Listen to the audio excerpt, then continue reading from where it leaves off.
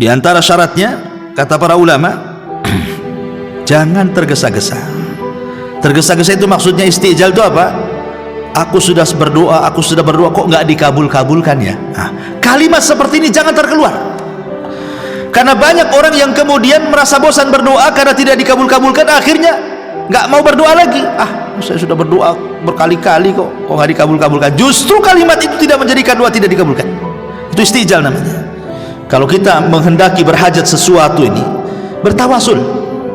Makanya kenapa Rasul mengatakan la tahqiranna minal ma'rufi syai'a, jangan remehkan sekecil apapun kebaikan.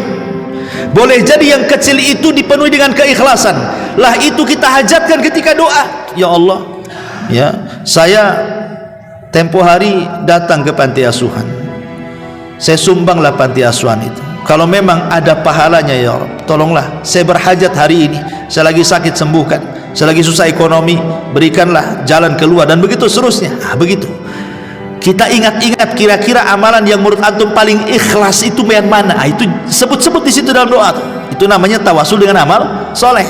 Seperti orang-orang yang terjerembab dalam gua yang tidak mungkin selamat dari situ, tiga-tiganya bertawasul dengan amal soleh, akhirnya keluar dari gua tuh.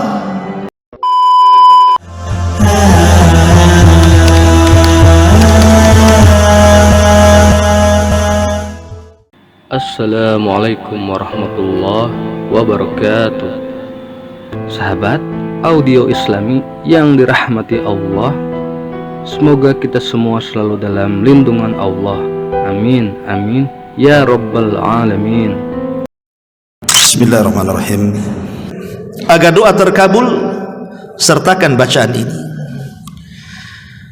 Ada bacaan-bacaan atau zikir-zikir itu yang kalau kita selipkan dalam doa, ini luar biasa nih pengabulannya, lebih cepat lagi pengabulannya. Jadi sebelum kita meminta nih kepada Allah Azza wa Jalla, cobalah selipkan zikir-zikir atau doa-doa ini supaya lebih mustajab dan lebih mujarab lagi doanya. Apa saja? Pertama, sertakan tasbih, kemudian tahmid, kemudian takbir. Dan itu berdasarkan hadis Ummu Salamah radhiyallahu an, dan hadis ini dihasankan oleh para ulama, di mana ja'at Ummu Sulaim datang kepada Nabi sallallahu alaihi wasallam, faqalat, dan dia mengatakan, ya Rasulullah, alimni kalimatin ad'u bihinna fi salati. Rasul, bisa engkau ajarkan kepadaku beberapa kalimat yang aku bisa berdoa dengan kalimat-kalimat itu dalam solatku. Maksudnya dalam solat di sini setelah solat, bukan di dalam solatnya, setelah solat. Maka Nabi SAW mengatakan kepada Ummu Sulaim, sabbihillaha asyran, wahmadihi asyran, wakabbirihi asyran. Bertasbihlah 10 kali, bertahmidlah 10 kali, bertakbirlah 10 kali. Summa sali hajatik. Setelah itu kau minta kebutuhanmu, hajatmu, terserah apa saja. Yaqul, maka dia mengatakan, na'am, ya wahai Rasulullah, ya wahai Rasulullah. Maka kata para ulama, hadis ini menunjukkan bahwa orang yang sebelum berdoa dia membaca tasbih 10 kali, tahmid 10 kali, takbir 10 kali, maka itu penyebab tercepat dikabulkan doa. Karena dia memulai dengan tauhid, dengan pensucian kepada Allah Subhanahu wa taala, dan dengan pembesaran Allah Subhanahu wa taala. Tahmid, takbir, tasbih, ini kan bentuk tauhid, ya. Ini yang pertama. Yang kedua, selipkan juga doanya Nabi Yunus. Dan itu disebutkan dalam hadis yang disahihkan oleh Syekh Nasiruddin Al-Albani rahimahullahu taala. Kata Nabi SAW, da'watu dhinnuni idza da'a wa huwa fi batnil hut. Doanya Nabi Yunus ketika berdoa dan dia berada di perut ikan itu, la ilaha illa anta subhanaka inni kuntu minadh dhalimin. Kata Rasul, fa innahu lam yad'u biha rajulun muslim fi syai'in qad illa stajaballahu lahu. Tidaklah seorang muslim meninggalkan doa ini setelahnya meminta sesuatu kepada Allah, dipastikan Allah kabulkan semua permintaannya. Maka kalau berdoa jangan langsung minta, baca doa ini, la ilaha illa anta subhanaka inni kuntu minadh dhalimin. Kenapa coba doa Nabi Yunus kalau kita selipkan dalam doa kita ini menjadikan doa kita mustajab? Karena di sini ada 3 perkara. Pertama, tauhid la ilaha illa anta. Kemudian yang kedua, tanzihullah, pembersihan Allah dari semua sifat-sifat yang kurang bagi Allah. Subhanak, tasbih, pembersihan, ya. Kemudian al-i'tiraf bi dzambi, ada pengakuan dosa. Inni kuntu minadh dhalimin. La ilaha illa anta, tidak ada sembahan yang berhak disembah kecuali Engkau. Subhanaka, maha suci Engkau. Inni kuntu minadh dhalimin, aku mengakui aku ini termasuk orang yang zalim ya Rabb. Menunjukkan kerendahan diri kita di hadapan Allah. 3 perkara ini menjadikan kenapa setiap kita doa, kalau kita selipi doanya Yunus itu mustajab tuh. Ini yang kedua. Yang ketiga, biasakan sebelum berdoa itu memuja dan memuji Allah dengan menyebut nama-namanya. Apalagi kalau nama-nama itu berkaitan dengan Ismul A'zam, nama Allah yang agung, lebih mustajab lagi. Dan itu disebutkan dalam hadis Anas ibn Malik radhiyallahu an dari Nabi sallallahu alaihi wasallam, kata Anas, kuntu ma'a Rasulillah sallallahu alaihi wasallam jalisan. Aku waktu duduk bersama Rasulullah, kata Anas, tiba-tiba mendengar rajulun qaimun yusalli, ada orang laki-laki yang sedang salat di masjid itu. Falamma raka'a wa sajada wa tashahhada da'a, ketika dia sudah ruku, ketika dia sudah sujud, kemudian dia tasyahud, dan sebelum salam dia pun berdoa, Allahumma inni as'aluka bi anna lakal hamda la ilaha illa antal mannan badi'us samawati wal ardi ya dzal jalali wal ikram ya hayyu ya qayyum inni as'aluka. Dia berdoa seperti ini. Faqala an-nabiy sallallahu alaihi wasallam, tiba-tiba Rasul mengatakan kepada para sahabat yang ada di situ, tadruna bimada, kalian tahu dia sedang berdoa dengan apa? Qalu, para sahabat mengatakan, Allah wa Rasul alam, Allah dan Rasul yang tahu. Kata Rasul, walladzi nafsi biyadihi laqad da'allaha bismihil azim alladzi idza du'iya bihi ajab. Sungguh orang itu sedang berdoa dengan nama Allah yang agung, yang kalau kita sebut dalam doa pasti dikabulkan. Apa ismi agung di sini? Ya Hayyu ya Qayyum, itu maksudnya. Inilah Ismul A'zam. Sebagian para ulama, Ismul A'zam dalam asma dan sifat 99 nama Allah itu adalah kalimat Ya Hayyu ya Qayyum. Ya, setiap doa masukkan di kalimatnya Hayyu ya Qayyum. Ini Ismul A'zam. Nah, selipkan juga. Nah, kemudian kalau kita mau menambah dengan nama-nama Allah yang lainnya, maka sesuaikan nama itu disebut dengan permintaan kita. Kalau kita minta rizki, ya perbanyak ya Razak. Kalau kita minta ampun, ya perbanyak ya Ghafar. Kalau kita sakit ingin disembuhkan, ya Rahman ya Rahim, kan itu. Minta kasih sayang Allah. Ya, jadi setiap doa itu ketika menyebut nama-namanya dalam bentuk tawasul kepada nama-namanya, sesuaikan dengan permintaan gitu maksudnya. Ini yang ketiga. Yang keempat, sebelum berdoa bersalawatlah kepada Nabi. Karena Nabi sallallahu alaihi wasallam mengatakan kullu du'ain mahjub hatta yusalla 'alan nabi. Hatta yusalli 'alan nabi. Setiap doa terhalang antara dia dengan Allah sampai dia bersalawat. Jadi walaupun kita berdoa kepada Allah panjang lebar sampai menangis-nangis, kalau tidak bersalawat mahjub, kata Rasul, terhalang antara dia dengan Allah. Makanya salawat itu penting. Tentu salawat-salawat yang syar'i, dan seafdol-afdolnya salawat, kata Ibnul Qayyim, adalah salawat Ibrahimiyah. Salawat yang paling afdol itu adalah salawat Ibrahimiyah. Apa salat Ibrahimiyah? Salat yang antum baca dalam tasyahud itu. Itulah salat Ibrahimiyah. Allahumma sholli ala Muhammad wa ala ali Muhammad kama shallaita ala Ibrahim wa ala ali Ibrahim innaka Hamidum Majid. Allahumma barik ala Muhammad wa ala ali Muhammad kama barakta ala Ibrahim wa ala ali Ibrahim innaka Hamidum Majid. Inilah salawat yang paling afdal. Nah, kalau antum mau baca doa, salat ini bukan hanya dibaca ketika salat saja. Ya, bisa dibaca di luar salat, karena ini salawat yang paling afdal ini. Nah, selipkan juga salawat. Ya kalau terlalu panjang ya salat biasalah. Allahumma sholli ala Muhammad, kan gitu ya. Ini yang nomor 4. Yang nomor 5, beristighfar. Beristighfar sebelum doa itu astagfirullah, astagfirullah, astagfirullah. Minta dulu, minta ampun akan dosa-dosanya.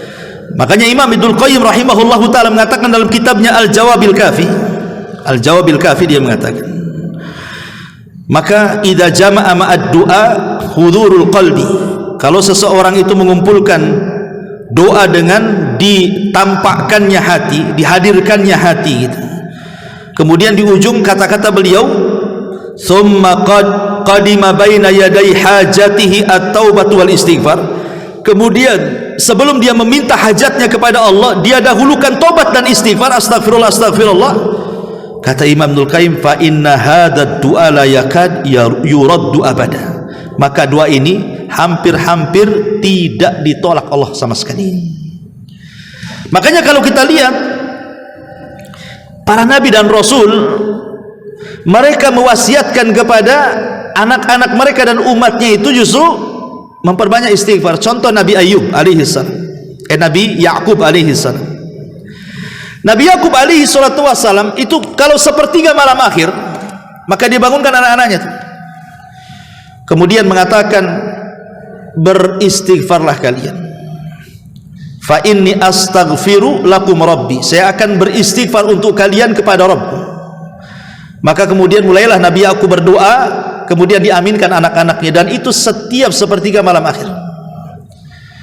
Ataupun Nuh alaihi salatu wassalam mengatakan dalam Al-Quran, dalam surah Nuh ayat 10-12 tu, faqultu astaghfiru rabbakum innahu kana ghafara, wahai kaumku, banyak-banyaklah istighfar karena Allah itu zat yang maha pengampun. Apa akibatnya? Yursilis sama alaikum midrar, dengan sebab istighfar kalian Allah hujani kalian. Wa yumdidkum bi amwali wa banin, dengan sebab istighfar kalian Allah berikan kepada kalian harta melimpah dan anak-anak. Wa yaj'al lakum jannati wa yaj'al lakum anhara, dan Allah jadikan kebun-kebun yang subur dan sungai-sungai yang mengalir air dalamnya. Lihat bagaimana faedah istighfar di sini. Ini yang ke-5. Yang ke-6, bertawasul. Bertawasul dengan amal saleh. Kalau kita menghendaki berhajat sesuatu ini, bertawasul. Makanya kenapa Rasul mengatakan la tahqiranna minal ma'rufi syai'a, jangan remehkan sekecil apapun kebaikan. Boleh jadi yang kecil itu dipenuhi dengan keikhlasan, lah itu kita hajatkan ketika doa. Ya Allah, ya, saya tempo hari datang ke panti asuhan, saya sumbanglah panti asuhan itu. Kalau memang ada pahalanya ya Rabb, tolonglah saya berhajat hari ini, saya lagi sakit sembuhkan, saya lagi susah ekonomi, berikanlah jalan keluar, dan begitu seterusnya. Begitu kita ingat-ingat kira-kira amalan yang menurut antum paling ikhlas itu yang mana. Itu sebut-sebut di situ dalam doa tuh. Itu namanya tawasul dengan amal soleh. Seperti orang-orang yang terjerembab dalam gua, yang tidak mungkin selamat dari situ, tiga-tiganya bertawasul dengan amal soleh, akhirnya keluar dari gua tuh. Ini juga yang ke-6, ya, sertakan dengan tawasul kepada Allah subhanahu wa ta'ala. Inilah diantara bacaan-bacaan yang kalau bisa 6 bacaan ini, saya ulangi, yang pertama adalah apa tadi? Tasbih, takbir, tahmid 10 kali 10 kali. Kemudian yang kedua, berdoalah dengan doa Nabi Yunus. Kemudian yang ketiga, Asmaul Husna, kalau bisa ya Hayyu ya Qayyum Ismul Azam gitu. Kemudian yang keempat, bersolawat. Kemudian yang kelima, beristighfar. Dan yang terakhir, bertawasulah dengan amal saleh. Selipkan dalam setiap doa 6 perkara ini, insya Allah, yakin biidznillah. Ya, Ustadz, saya sudah mencoba dengan 6 perkara ini, tapi kok enggak nampak nih pengabulannya nih. Jangan Ustadz nih main-main aja nih ngasih resep ini katanya kan. Ma'asyiral muslimin yang dimuliakan Allah azza wa jalla, ingat sebuah hadis dari Abi Sa'id Al-Khudri radhiyallahu anhu. Kata Nabi sallallahu alaihi wasallam, ma min muslim yad'u laisa bi itsmin wala qati'ati rahimin illa a'tahu Allahu ihda thalath, imma an yu'ajjal lahu da'watuhu wa imma an yu'ajjila lahu da'watuhu wa imma an yudakhiraha lahu fil akhirati wa imma an yadfa'a anhu minas su' mithlaha.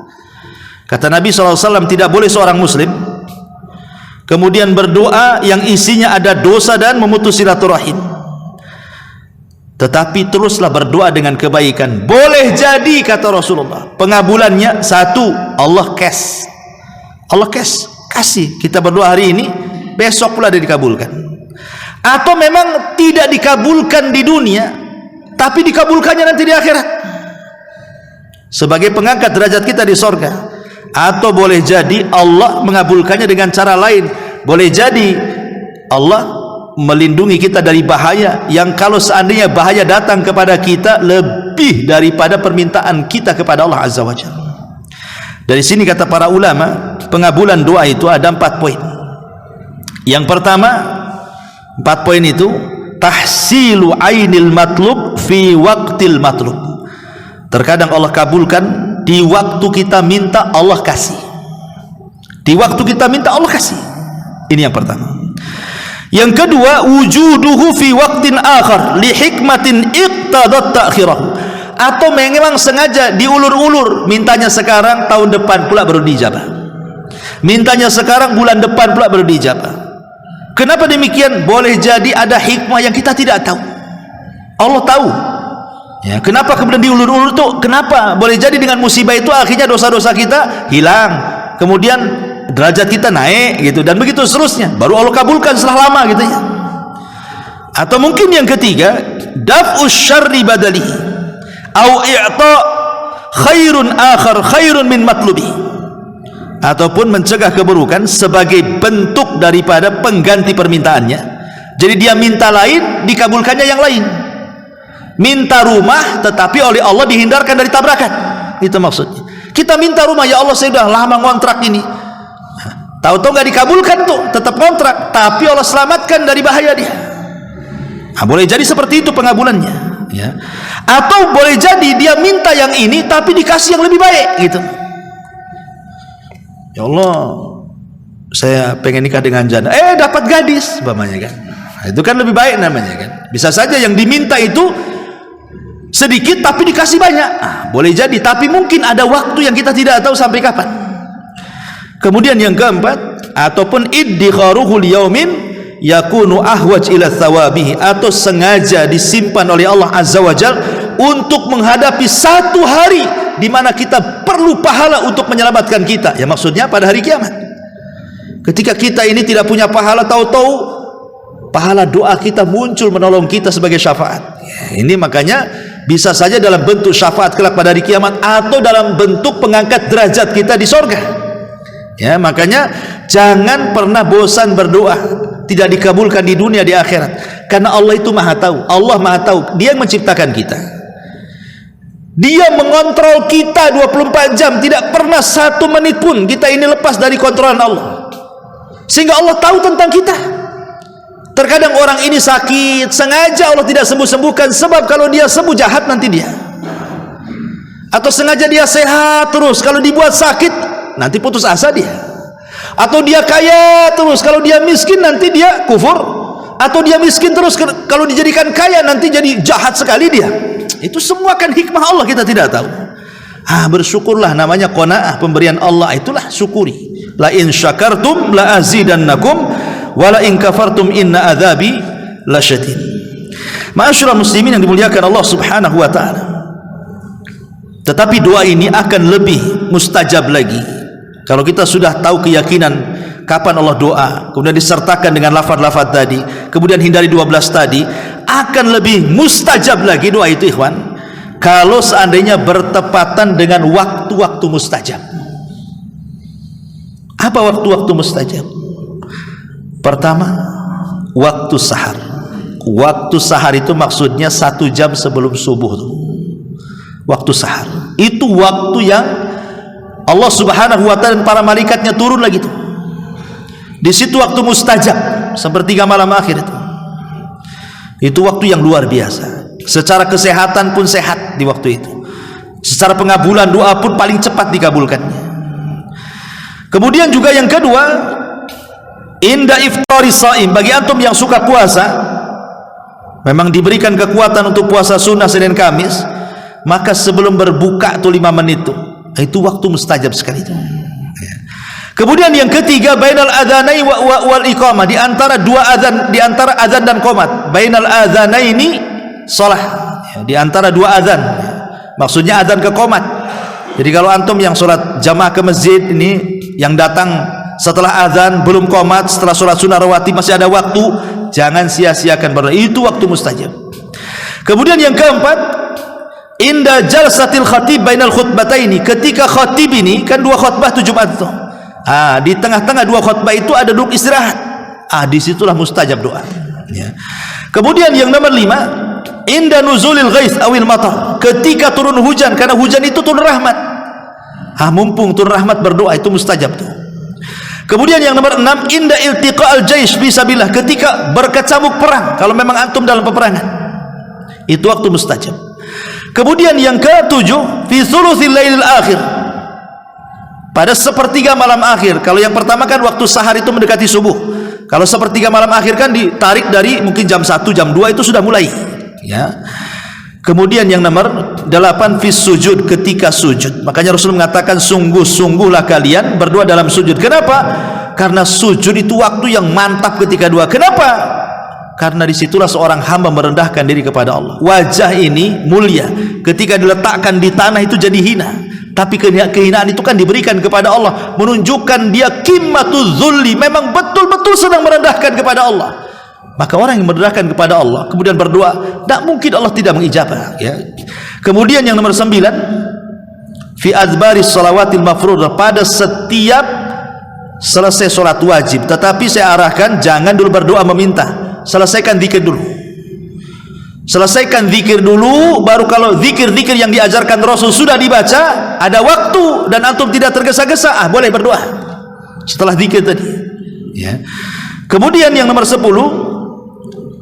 fi sholati umuman, secara umum dalam kondisi sholat itu mustajab. Kan dalam kondisi sholat itu kan ada waktu-waktu doa yang kita boleh berdoa dengan apa saja, seperti sujud, ketika sujud setelah kita membaca subhan rabbil a'la, ada waktu kita berdoa. Ataupun dalam tasawuf akhir setelah kita membaca tahiyat, tasyahadat, sholawat, kemudian perlindungan dari 4 perkara, di situ sebelum salam ada doa yang kata Rasul terserah mau doa apa saja, itu mustajab ya. Kemudian yang nomor 11, fi auqatil idtirar, dalam kondisi susah, dalam kondisi kita kesusahan ekonomi, harusnya lebih mendekat diri kepada Allah, karena waktu anda itu mustajab itu. Amma yujibul mudtarra idada, siapa lagi orang-orang yang akan mengabulkan doa orang-orang yang sulit? Karena orang-orang susah itu tidak ada yang bersandar kepada siapapun kecuali kepada Allah. Mau bersandar sama siapa orang susah itu ya. Kemudian yang nomor 12, fis safari, ketika safar, itu mustajab doanya. Kemudian yang nomor 13, fil maradi, ketika sedang sakit, ketika sedang sakit itu mustajab doanya. Maka jangan sampai kemudian ketika seseorang sakit itu malah putus asa, disitulah waktu mustajab doa. Kemudian juga ketika mendengar nida, panggilan ya, wadua indal ba'si, maksudnya ketika mendengar panggilan azan selepas azan itu ya, itu masuk pada di antara dua azan dan qomat lah itu ya. Atau antum yang berada di Arafah saat haji, itu mustajab juga doa. Ataupun ketika menutup mata orang yang mati, ruhnya dicabut masih melotot, antum usap, disitulah kan ada malaikat masalahnya, berdoa kepada Allah Azza wa Jalla ya. Termasuk juga di malam Lailatul Qadar, dan juga di hari Jumat setelah asar sampai maghrib, itu waktu-waktu yang sangat mustajab ya. Ma'asyiral muslimin yang dimuliakan Allah Azza wa Jalla. Tapi kata para ulama, dari semua adab-adab doa itu, di sana ada namanya syurut doa. Ini yang lebih antum harus perhatikan lagi. Kalau sudah syarat ini yang paling inti dalam doa, namanya syurut doa, jangan pernah ditinggalkan. Yang pertama, ikhlas, berdoalah dengan ikhlas kepada Allah Azza wa Jalla. Yang kedua, berdoalah dengan kebaikan, jangan berdoa isinya keburukan. Kemudian yang ketiga, di antara syaratnya kata para ulama, jangan tergesa-gesa. Tergesa-gesa itu maksudnya istijal itu apa? Aku sudah berdoa kok nggak dikabul-kabulkan ya. Kalimat seperti ini jangan terkeluar, karena banyak orang yang kemudian merasa bosan berdoa karena tidak dikabul-kabulkan, akhirnya nggak mau berdoa lagi. Saya sudah berdoa berkali-kali kok nggak dikabul-kabulkan. Justru kalimat itu tidak menjadikan doa tidak dikabulkan. Itu istijal namanya. Kemudian yang keempat, hudurul qalbi, hadirkan hati. Anda ini sedang berhadapan dengan siapa? Dengan Allah Subhanahu wa taala, berarti perlu khusyuk di situ. Cari tempat yang bagus, yang bersih, ya gitu. Minta kepada Allah, ya. Kemudian yang nomor 5, itobatul makan wal mashrab wal malbas. Usahakan jauh dari hal-hal yang diharamkan, baik makanan, minuman ataupun pakaian. Kemudian yang terakhir, bersalawat kepada Nabi SAW. Ini disebut syurutud doa namanya, syarat doa. Ya, yang 6 ini. Tentu dengan yang lain-lain tadi yang sudah saya jelaskan, maka doa itu akan lebih mantap lagi. Wallahu a'lam bishawab. Ini diantara faedah doa di malam ini. Mudah-mudahan ada manfaatnya. Subhanallah bihamdika, asyhadu an la ilaha illa anta astaghfiruka wa atubu ilaik. Allahu ta'ala alam. Assalamualaikum warahmatullahi wabarakatuh.